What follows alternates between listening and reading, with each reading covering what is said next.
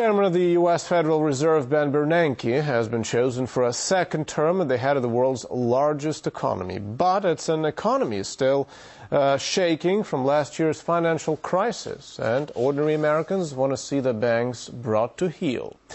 So, is Bernanke the right man for the job? That's what our T's Cedric Moon is asking economic trend forecaster Gerald Celente. To you now.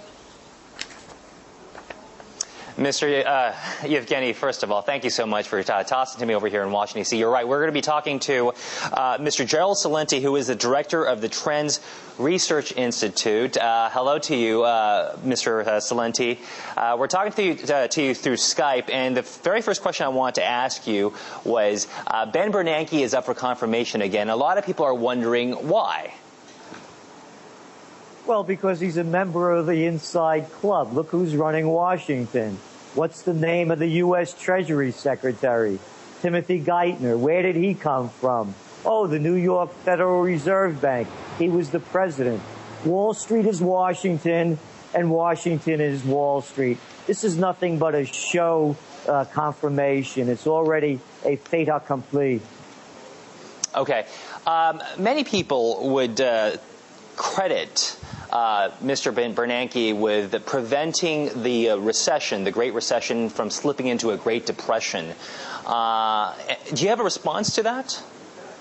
Well, I'd like to read Ben Bernanke's own words during his confirmation right now. Quote, "I think that we did certainly not a perfect job by any means, but I don't think we stand out as having done a worse job than other regulators." What kind of stupidity is that? A worse job than somebody else?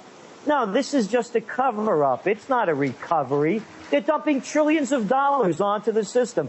Current events, Cedric, form future trends.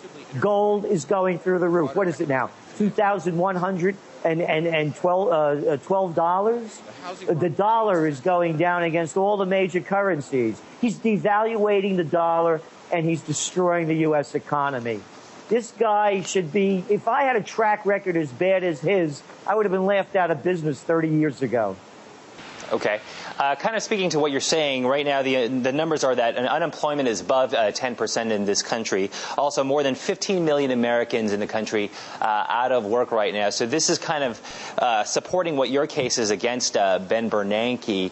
But some people still feel as if he should be given a second chance, and that maybe he should be given a chance to kind of right the ship if he has made these mistakes. What about your reaction to that? Who gets away with this kind of stuff? Everybody in business, in real life. You mess up, you're out. This guy messes up one time after another. Let's just stick to the facts. In 2008, in November, as the Great Recession is beginning, you know what Ben Bernanke said? We're not going into a recession. Sitting in front of the Senate and House committees in January and April of 2009, once again, His Honor, Mr. Bernanke, said, oh, no fear of going into a recession. They don't see it yet. We were already in a recession. How could they keep giving these people that fail time and time again? They become emboldened by their failures and give them another shot, and they mess up things worse than they did before. That's the story of government in Washington. Okay. A natural question, I think, then would be, if not Ben Bernanke, then who? Well, the whole Federal Reserve System isn't working. Let's look at the facts once again. Following 9/11, Alan Greenspan, the former Fed chairman, began to lower interest rates to 46-year lows and created the real estate and credit crisis bubble. And now Ben Bernanke is creating the bailout bubble, which is going to dwarf the real estate and credit crisis bubble.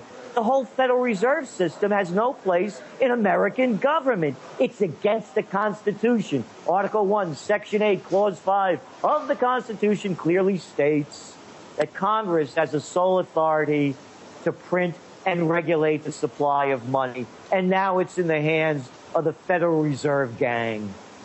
Okay. Then taking on your point about getting rid of the whole Federal Reserve, if you get rid of it, what's the fallout from that? And how do you address the fallout? Well, the fallout's going to happen anyway. The fallout's the dollar. They're devaluing the dollar. They're making it more expensive to buy oil. They're making it more expensive to buy gas. They're making it more expensive to buy food. for Americans to live in, lowering our quality of life. A corrupt system is failing, and it needs to fail. You can't keep bailing out the big guys who are the same gang, the Wall Street gang. And so it's all tied together. No, the system is failing. You can't paper it over it by printing phantom money out of thin air, backed by nothing, and producing practically nothing.